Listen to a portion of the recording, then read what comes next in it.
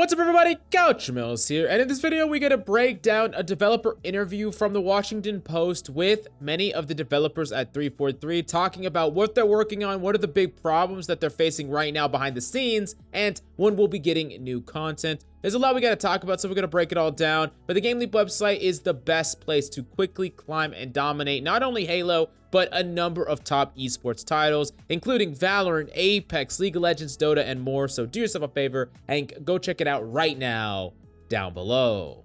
Now, this was a really long article / interview with Paramount and 343, and I'm not going to talk about the entire thing because I skimmed through it. It's way too long, and most of it is just recaps. However, when I kind of got into the nitty-gritty, what we really want to know about is the live service and the problems that are plaguing 343 and new potential content. Now, specifically, the article talks with 343 developer French about some of the big issues that really kind of hit them hard when they made the transition to Halo Infinite and launching Halo Infinite. And they said this, quote, "French is very, very aware of the complaints. As someone who plays the game every night, he said he shares them. However, at the moment, his team is prioritizing lingering issues from a launch that required completely rebuilding the engine used in Halo 5 and expanding on PCs. Now, this kind of reinforces things that we already know, specifically about the engine causing a lot of problems. And specifically, we got a little bit more information about the gameplay engine being adapted so that Halo can be on PC, and that's one of the huge parts of the problem because they're using Halo 5's engine, which of course is going to, transition a lot better to the consoles, but when they try to transition it to the PCs, there's some problems there. Now, you might ask the question, why was the game launched if these things weren't actually squared away before launch?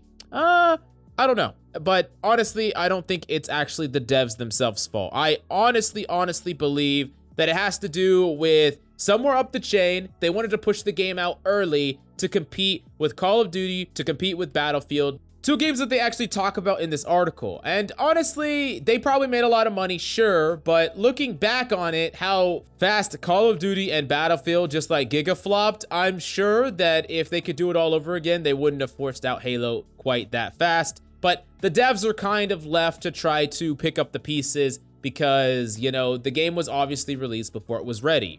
In addition, quote, "We always talk about it like putting it on the Hudson, right?" French said, referring to the 2009 emergency landing of the US Airways Flight 1549 in New York Hudson's River. "We landed safely, that's good. Now we got to kind of get momentum going again," end quote.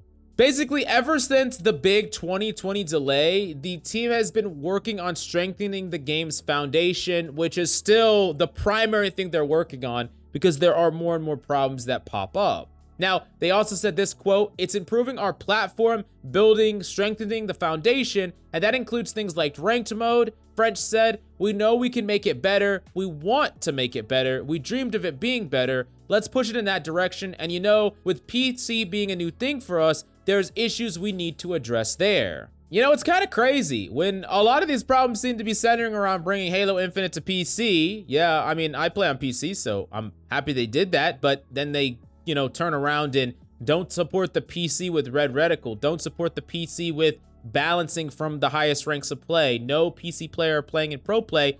And most of those problems are directly reflected in the fact that the PC fan base, specifically like the Steam fan base, has fallen off the cliff in comparison to like the console fan base. And yeah, it seems kind of weird to go through all these hoops and steps and jumps, and then you don't really feel like you're supporting your PC players in the first place.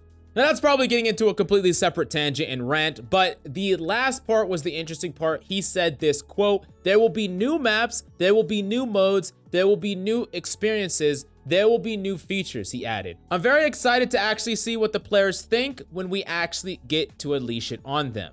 So basically, to summarize this article, what I think is happening is they're really trying to make sure to strengthen the core of the game. They're trying to make sure that the actual engine is running smooth. There's no problems there. There's very little bugs, and they are comfortable using the engine fully, and then they are going to start ramping up momentum. And I have a feeling that when things start dropping, they want to keep it consistent. They want to keep that momentum going because that's really what momentum is, right? You can't just drop a map now and then wait 6 months and drop another map. That's not enough. You need a consistent stream. So if I would have to guess, the big reason for this giant gap right now where we're getting nothing is to get all of this stuff set up, and, you know, they can keep pumping it out consistently when the content actually starts flowing, starting in Season 2, starting in May, which is only a month from now, so it's not really that far away. And keep in mind, while Halo hasn't run many things right, I'm not gonna lie, there's a lot of things they have done very, very wrong. It could be worse. It could be like freaking Battlefield, where the devs have all but abandoned the game entirely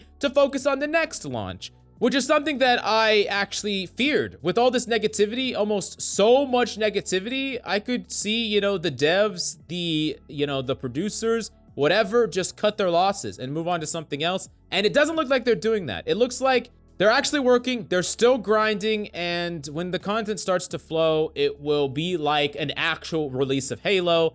It was just apparent that Halo released probably 6 to 12 months too soon, and they're just kind of scrambling. So whoever decided to release Halo early, I know who you are. I don't actually know who you are, but I'm giving you like a squinty looking eye. You know, I'm a little peeved with you, you know.